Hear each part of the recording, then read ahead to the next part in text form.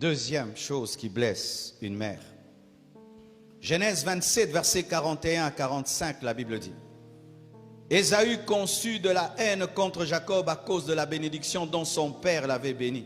Et Ésaü disait en son cœur: les jours du deuil de mon père vont approcher, et je tuerai Jacob mon frère.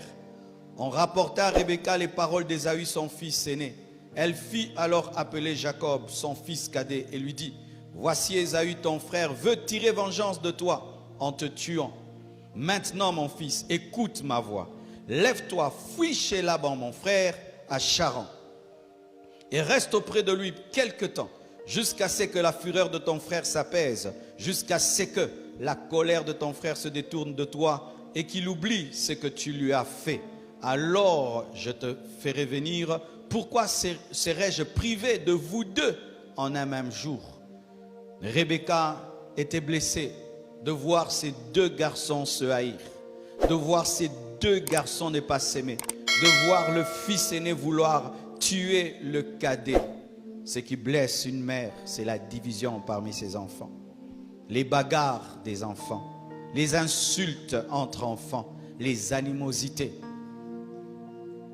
Tu vois, tu élèves des enfants qui jouent ensemble, qui dorment ensemble, qui mangent ensemble. Mais quand ils grandissent, l'un peut prendre un couteau contre un autre. Ils peuvent se battre jusqu'au sang. Ils peuvent se haïr comme des gens qui ne sont pas sortis d'une même mère. Ça blesse une mère. Ça blesse une mère. Vos inimitiés. Vous savez ce qui blesse souvent? C'est lorsque les mères sentent: quand je mourrai, je suis déjà vivante. Les enfants se haïssent à ce point. Et alors quand je partirai, mais Ésaü va tuer Jacob.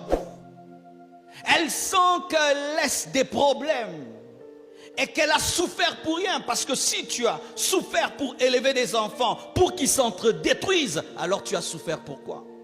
Mais pour toi, c'est la haine seulement, on ne s'entend pas. Mais si tu pouvais entendre les prières de ta maman, les pleurs de ta maman, lorsqu'elle voit ses propres enfants se haïr, se détester, s'insulter, se battre comme des étrangers. Ésaü a décidé de tuer Jacob. C'est alors que sa mère est intervenue, parce qu'elle sentait qu'elle pouvait perdre ses deux enfants, qu'elle allait souffrir pour rien. Entendez-vous? Mettez la paix, unissez-vous. Troisième blessure, l'échec des enfants. Voir ses enfants échouer dans la vie, détruire leur avenir, refuser d'étudier, se livrer à la drogue, à l'alcool, à la débauche, faire des mauvais mariages. Cela blesse le cœur d'une mère. Écoutez les paroles de Rebecca dans Genèse 27, verset 46. 27-46, elle dit: Rebecca dit à Isaac: je suis dégoûté de la vie à cause des filles de Heth. Si Jacob prend une femme comme celle-ci, parmi les filles de Heth, c'était des Cananéennes, parmi les filles du pays, à quoi me sert la vie? C'est-à-dire que si Jacob avait épousé une Cananéenne, Rebecca aurait désiré mourir. Mais il y a des Jacob qui ont épousé des Cananéennes. Ta mère t'a dit de ne pas épouser cet homme parce que c'est un ivrogne.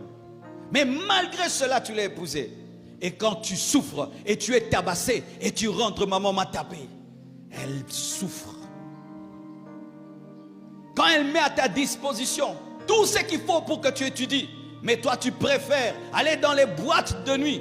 Tes amis finissent les études et les autres, mais toi jusqu'à aujourd'hui, tu n'as pas fini tes études parce que tu as passé ton temps à dilapider ce qu'elle te donnait. Mes frères, j'étais à l'internat à l'âge de 12 ans. Et pendant toute l'année, j'étais le premier. Pas parce que j'étais le plus intelligent. J'avais plus de colère que les autres. Mon père avait perdu son travail. Il était venu à Kinshasa chercher un autre travail. Ma mère était couturière. Et avec le peu de moyens qu'elle avait, elle m'avait payé le meilleur internat de ce temps-là. J'étais conscient qu'il y avait un grand sacrifice derrière ces études. Quand les autres s'amusaient, jouaient, moi je ne jouais pas. J'étudiais parce que je savais qu'il y avait une couturière qui avait sacrifié sa vie pour que j'étudie. Cette colère m'avait fait étudier. J'étais conscient. Et imaginez si j'avais pris l'argent de cette couturière et que je commençais à m'amuser comme mes amis qui avaient des papas riches, des mamans riches qui pouvaient changer d'école comme ils voulaient. J'allais rentrer avec des 0 sur 10, avec des échecs qui allaient détruire la vie de cette femme. Et c'est ça, des erreurs que nous commettons. Tu vas à l'université, les autres s'amusent, toi aussi tu t'amuses. Alors que tu connais le prix qui a été payé pour que toi tu étudies. Que ta mère, elle vend de l'eau, elle vend du pain, elle vend les beignets, elle vend ses vêtements pour que tu étudies. Mais tu te comportes comme celui qui est fils d'un millionnaire, qui peut changer d'école quand il veut. L'échec des enfants. Un enfant, il arrête les études. L'autre, il ne se marie pas. L'autre, on le chasse du boulot. L'autre n'a pas d'enfant. L'autre, les mamans, quand elles vivent ça, elles sont vraiment écroulées. Une vraie mère, écroulée, écroulée. Réussissez pour donner la joie à vos mères. Réussissez pour donner la joie à vos mères. Réussissez pour donner la joie à vos mères. Réussissez pour donner la joie à vos mères. Que vos mères soient fières de vous, fières de vous. Mais quand une fille détruit sa vie et qu'on lui pose la question, comment va ta fille? Elle doit sauter. Elle doit sauter, elle ne peut pas tout dire parce que tu n'es pas une fierté. Arrêtez de détruire vos vies. J'entends des gens qui disent, c'est ma vie, j'en fais ce que je veux. C'est archi faux. Ce n'est pas ta vie, c'est notre vie. C'est la vie de la famille. Car si tu te retrouves en prison, tu vas te rendre compte que ce n'était pas ta vie. Il y a une maman qui ira tous les jours en prison, amener le pain, amener le pain, te visiter, tombe malade et tu verras que ce n'était pas ta vie. Il y aura quelqu'un qui va commencer à dormir par terre, afin de te surveiller. Attrape une grossesse et tu verras que toute la famille sera dans la honte. Ce n'est pas ta vie, c'est notre vie. C'est la vie de ta mère, c'est la vie de ton père, c'est la vie de la famille. Ce sont les enfants qui disent que c'est ma vie. Ce n'est pas ta vie. Tu fais partie d'une société. Tu fais partie d'une famille. Ta honte est la honte de la famille. Ta fierté est la fierté de la famille. Ta honte est la honte de ta mère. Remarquez souvent en Afrique, lorsqu'un enfant réussit, c'est l'enfant de papa. Quand il échoue, c'est l'enfant de maman. Alléluia. Réussis. Ne gâche pas ta vie. Arrête de gâcher ta vie. Arrête de gâcher ta vie. Il y a une jeune fille qui t'a porté dans ses entrailles avec un espoir que tu deviennes un grand homme, une grande femme. Ne la déçois pas. Ne la déçois pas. J'ai étudié pour être l'honneur de maman. J'ai étudié pour quand je vais rentrer. J'ai dit, maman, je suis premier de la classe, pour qu'elle ne regrette pas les sacrifices qu'elle a acceptés. J'avais 12 ans. On me donnait de l'argent. Comme argent de poche, je ne touchais à rien. Je me contentais de la nourriture qu'on donnait à l'internat. Et je lui ramenais son argent. Je disais, tu en as plus besoin que moi. Ayez conscience. Surtout dans ce pays comme celui-ci, où il n'y a pas de bourse, où les parents ont des maigres salaires, où les parents souffrent.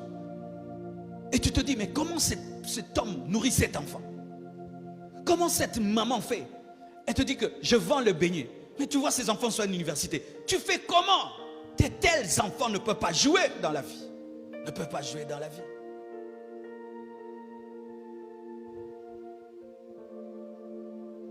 Ce qui blesse une mère,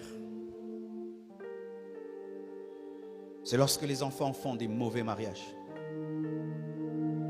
Et tu sais, nos parents, ils sont tellement sages qu'ils peuvent savoir si l'enfant est heureux ou pas.